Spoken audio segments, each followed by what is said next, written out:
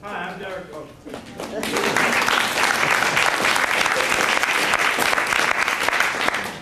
My name is Derek Robinson. I'm a waiter down here in New Orleans. I've been in the industry about 20 years, give or take. What Darren was touching on, you go in restaurants, a lot of people from out of town, you guys from out of town, you go in these big expensive restaurants and you think everything is okay, when you walk in the door and, we run up and we serve you and we do this and we do that. It's not like that. The real thing that's going on behind doors, getting your money taken away from you. And because there's no right to work or no unions down here, it's pretty much either that or you're gone. Somebody can fill your position tomorrow, and that's pretty much how they've been doing it. A lot of people that own restaurants down here, they've owned them for a long period of time, so you really can't, you can't beat them down or you can't break the wall because they have power. They have the power to, look, man, you can go, and whatever. But what I want to touch on, like you were saying, Tony Moran, I actually started that lawsuit because I was getting my money taken away from me, stealing my money. And we started off and we went out and protested and all that. The guy that owns the place is very eccentric. He's a nut. He's a nut. Right. And he rides around in Bentleys and all this. And, we actually for our money like, hey, when are we getting paid? He's pulling off in a Bentley. Oh, I'll get you. Don't worry about it. I finally got tired of it, so we started a campaign against it. But most restaurants down here are like that. But there's a few that's good, but the powerhouse restaurants, the Brennans, the big names, they can do that because you're a small guy and they are fit. And they just, they can just chew you and tell you whatever, go bye, see you later. And it's going on, it's rapid around the city, it's a lot of work, but a lot of workers here tend to be scared because, they have livelihoods and they have kids and bills, and so they don't want to get involved, and so that's how it keeps going on. It keeps going and going and going because nobody wants to get involved and put a stop to it. And basically, the industry down here it revolves around food. There's food, seafood, and different things, and that's part of the culture. So the restaurant plays a big role in what goes on out here. Most of the time, people don't realize it because, you come from out of town, you go to a nice restaurant, you have a nice meal, you don't know what's going on in the back, but it's real bad. It's really, really bad. And we're trying to put together the campaign. We do have one against Tony Moran, but we're trying to put other campaigns together against restaurants throughout the city because Tony Moran is bad enough. We talked about him. But there are other owners that's just as bad as he is. They don't pay you. Yeah, but I worked at another restaurant, Tiramisu 55. This was after I left Tony Moran. I'm like, I had enough. I got to go. Started working at this other restaurant, right? Thinking, hey, man, I got a new job. I'm going to be all right. Guess what? He didn't pay me at all. You know what I mean? Yeah, we go, hey, today too, man. We're supposed to be getting paid. Oh, man, I love you. Oh, man, this went on and on and on, Then he started, getting mad. What do you mean we owe you, man? I do everything for you. I'm like, dude, you supposed to pay me. And I come, and work, and then that one special day, you're supposed to come and give me the what's going on? But that just goes to show you, it's happening, and people don't realize it. Like I say, you come and you don't ask,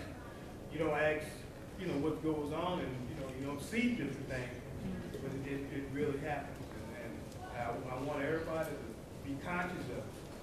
And if you go, not saying don't go to restaurants, or don't, try to patronize restaurants.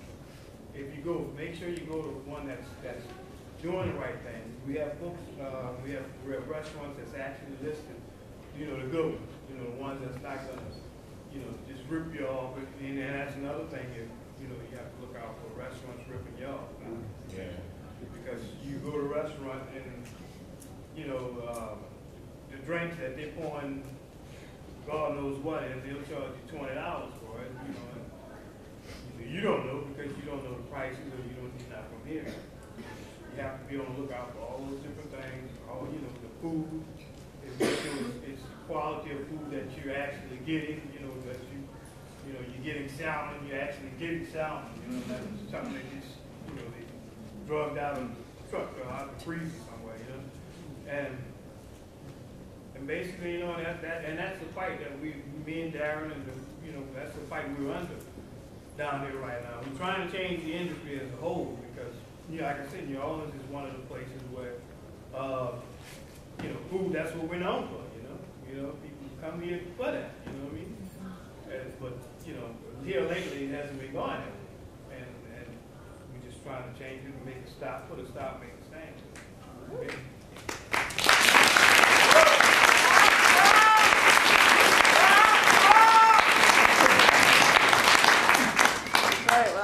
Last night we didn't see very many customers going in while we were doing the protest. Maybe there was a back door they were bringing them in. There is a back door. But there were actually an impressive number of people stopped and were really interested in, I think, what we were doing. And so really, no, it's a long fight. It's a party, no. Yeah. So next week we're going to shift gears and hear from Karen Washington about sort of the perspective of the food landscape in the South Bronx, really coming from a consumer activist perspective. So, Karen? Howdy, y'all. I've seen some of you in the last session. So, first, I just want to say, y'all are wrong people in here. Because, you know, we like talking to the choir. We need the people that need to hear this. We need a conference that says, the people who don't understand food system conference. Right? Because we're talking to the choir. You don't know what's going on.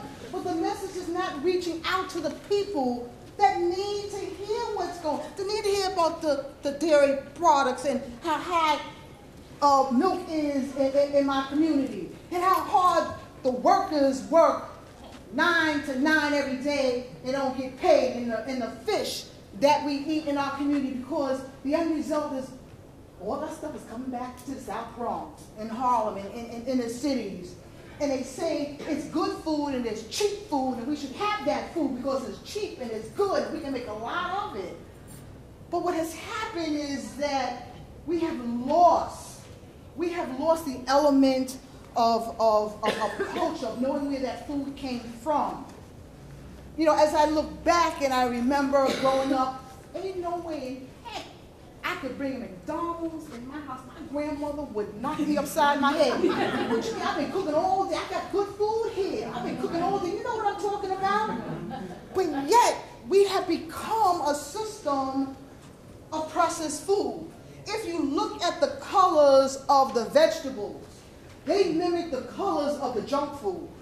So when we go into a supermarket, we see the greens and the yellows, right? We see the carrots that's supposed to be in the oranges, but it's junk food. So the system has manipulated the colors of our fruits and vegetables to junk food.